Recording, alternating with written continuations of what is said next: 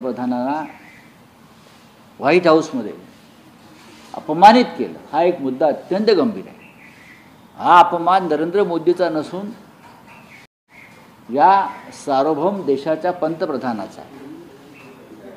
White हाऊसमधली एक additional secretary प्रधानमंत्र्यांचं स्वागत करायला बाहेर येते आणि आमच्यापेक्षा जी लहान राष्ट्र आहेत त्यांच्यासाठी स्वतः डोनाल्ड ट्रम्प बाहेर येतात। हा आमच्या देशाचा अपमान आहे।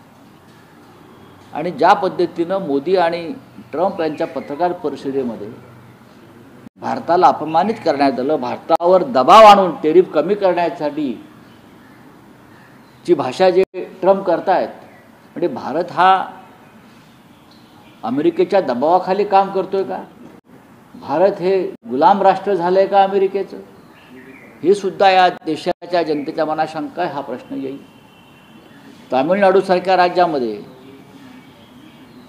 मुख्यमंत्री स्टॅलिन यांनी जे प्रश्न निर्माण केलेले आहेत सरकारच्या संदर्भात, मग डिलिमिटेशनचा विषय आहे, इतर काय विषय आहे, तो विषय DMKचे लोक समोर आणतील। आणि सगळ्यात महत्त्वाचा विषय, ममता बॅनर्जी पश्चिम बंगालच्या मुख्यमंत्री, त्यांनी बोगस वोटर कार्ड लाखो जी पश्चिम बंगालमध्ये डुप्लिकेट वोटर कार्ड्स, बरं का, ज्याला ECIP आपण म्हणतो,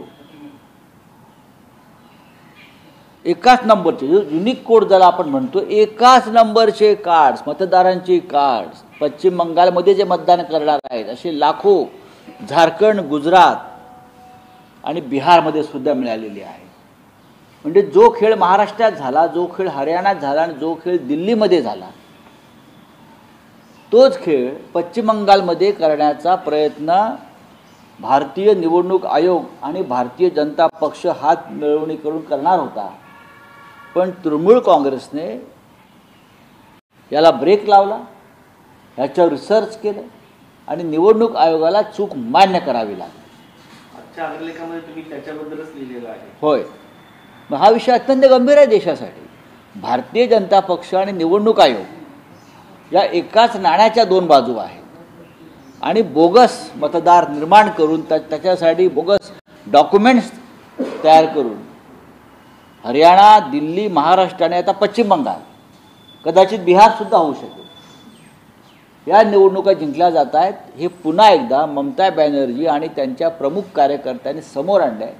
ही बाब तृणमूल काँग्रेससह आम्ही सगळ्यांनी गांभीर्याने घेतलेली आहे आणि संसदेमध्ये याच्यावरती नक्कीच आम्हाला चर्चा हवी। राज ठाकरेंनी काल पुण्यामध्ये पक्षाच्या मेळाव्यामध्ये बोलताना एक विधान केलेलं आहे की गंगेचं पाणी म्हणजे महाकुंभमध्ये असणारं पाणी खूप घाण पाणी होतं आणि ते